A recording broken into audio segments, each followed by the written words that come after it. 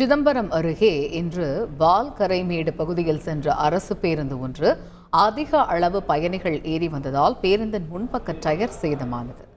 இதனால் பேருந்தை இயக்க முடியாமல் ஓட்டுநர் பாதி வழியில் பேருந்தை நிறுத்தினார். பேருந்து நிறுத்தப்பட்டதால் அதில் சென்ற மாணவர்கள் மற்றும் தொழிலாளர்கள் சிதம்பரம் நகர பகுதிக்கு நடந்தே சென்றனர்.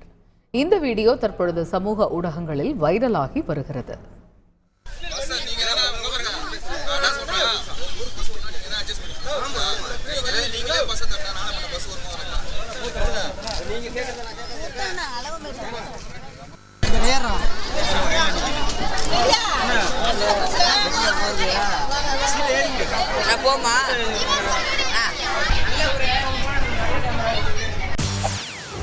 செய்திகளை உடனுக்குடன் தெரிந்து கொள்ள உடனே சப்ஸ்கிரைப் பண்ணுங்க.